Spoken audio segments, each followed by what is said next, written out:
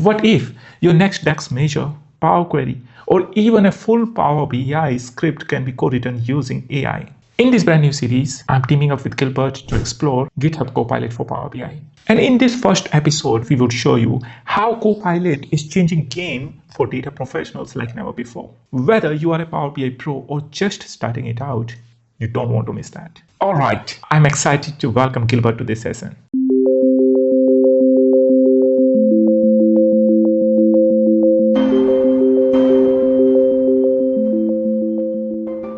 Gilbert, good to have you here.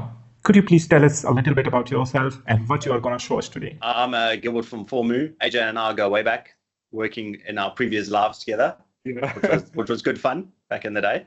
Indeed. And yeah, I'm a data analytics consultant working with Power BI and Fabric. Perfect. So guys, before we go further, Gilbert has his own YouTube channel as well. He has started because he has immense amount of knowledge in the area of Power BI, Azure, and all the technologies in the data and analytics fields, and now in AI. If you haven't subscribed to his channel, please do subscribe now. You can find the link in the description section and also his blog link where he always posts some incredible content. I'm sure you really don't want to miss that out too. So Gilbert, what we are going to do in this video? Thanks. Yeah. So today what we're going to do is we're going to give people an introduction to GitHub Copilot Chat, GitHub Copilot Chat, where you can now use a chat type of interface to make changes to your code. And in this example, we're just going to start off with the installation and some basics just to get people understanding, and hopefully they can also follow along and start the journey. But before we go into this, can you just quickly explain what is actually GitHub Copilot Chat and why do we need it? Yeah, so GitHub Copilot Chat is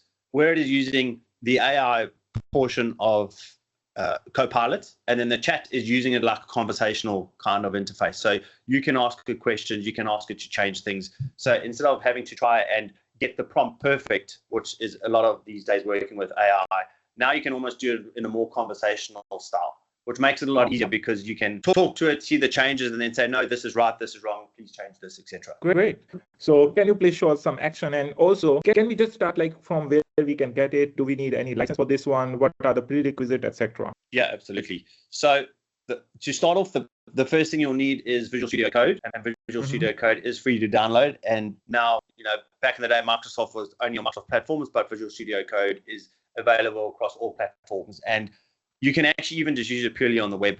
You don't even have to install Visual Studio Code. So for some customers, I just have different Visual Studio codes for each customer so that I can work within, so you can keep it almost containerized. So you're not sharing information across different customers, for example. And then with the GitHub Copilot Chat, there is a free version, which obviously with a lot of free versions, there are some limitations to that, but you can still basically install it and run with it and test it out to see if you're going to get some value from using it without having to commit to anything. Yeah. But will this also work with Power BI Pro, or do we need Microsoft Fabric license or Microsoft Power BI Premium license for this? You actually don't need any of that to work with this. Oh. Because what we're going to be doing is copying and pasting, in today's example, a DAX measure into the code, asking it to make the change, and then taking that change, and then you apply that back into your Power BI semantic model. So yes, so the idea with this also is because you're working just in Visual Studio Code, it makes the whole concern around data movement and data, what it's getting access to, a lot smaller because you're just actually working with a piece of text. Wow, that sounds really good. So what are we waiting for? Let's get started. Cool. Okay, so as you can see on my screen, I've got Visual Studio Code open, and in order, it's an extension. So when you want to install it, it's like, I think of extensions as like software on your computer within Visual Studio Code. So if you see on the left, we've got our extensions. So what you can do, obviously, I had previously searched for GitHub Copilot, and what you can see over here, the second option is GitHub Copilot Chat, and we're looking for, just to make sure you're looking for the chat, because you get GitHub Copilot, which is an AI pair program, and we want the actual chat.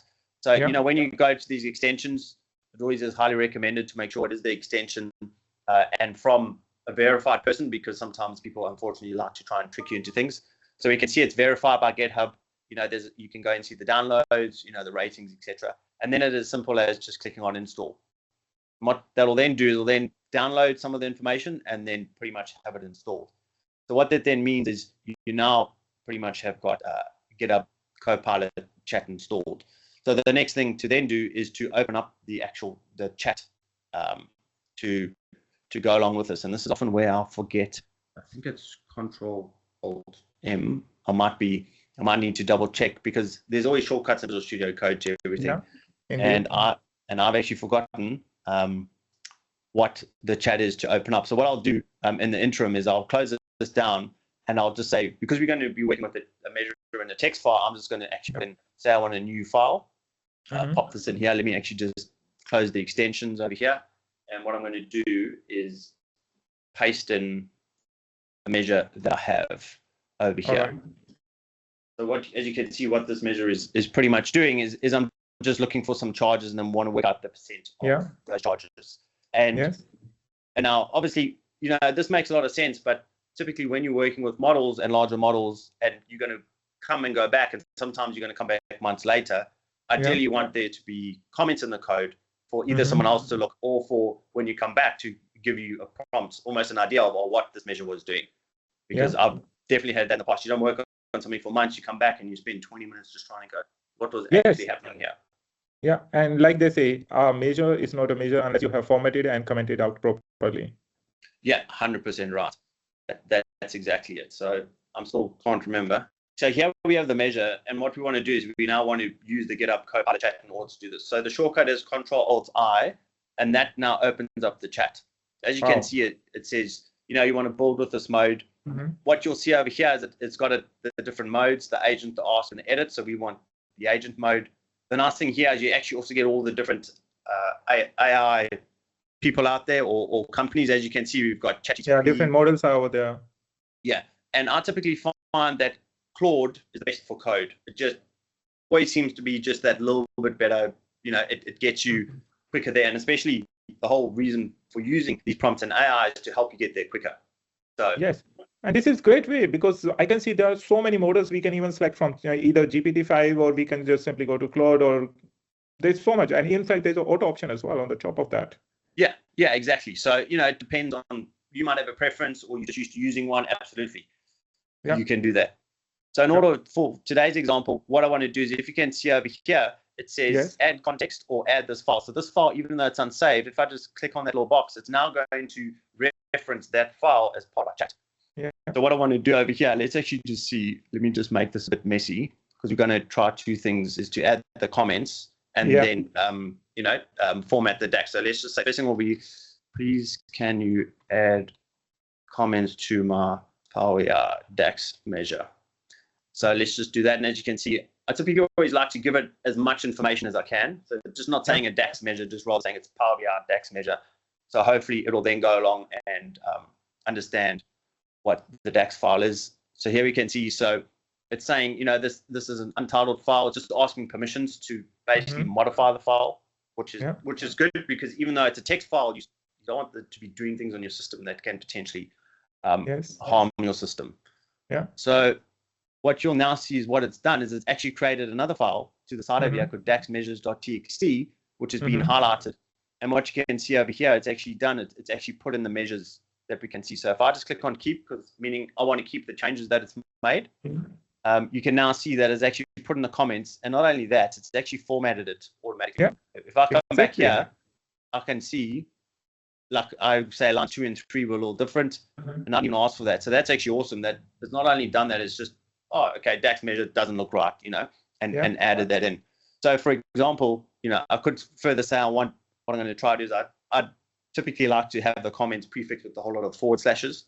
So what I'm going to do is I'm going to now apply it again to this new file that we have. And I'm just going to say, can you update the comments section to include, let's just go, I'll just leave it like that. Basically, I'm not quite sure what it's going to do. There we go. So it's going to include it at the beginning.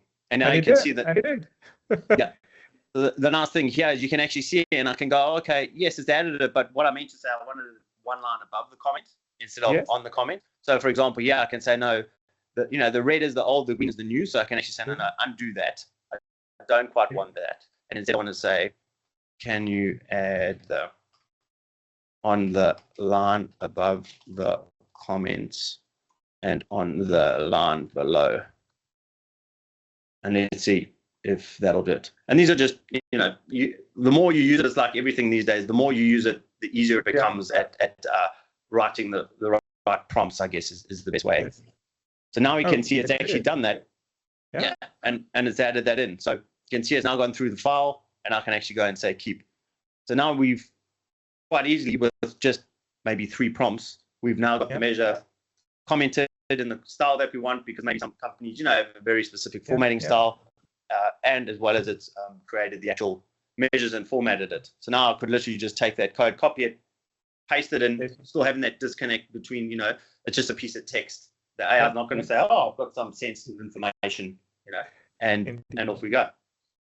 Awesome. So I believe this is going to be a game changer. Guys, if you're watching this, please do try it out and stay connected for our more upcoming sessions where we are going to show you how you can optimize it, how you can use it in your day-to-day life, as well as you're going to get lots of tips and tricks from the Gilbert, from me, and from the different resources that we are going to use over here. Please do leave a comment in the comment section that what do you think about it? Do you like it? Also, please do share with your friends and colleagues and help them out as well. This is it for this session, guys. Please stay connected with our more videos on this one.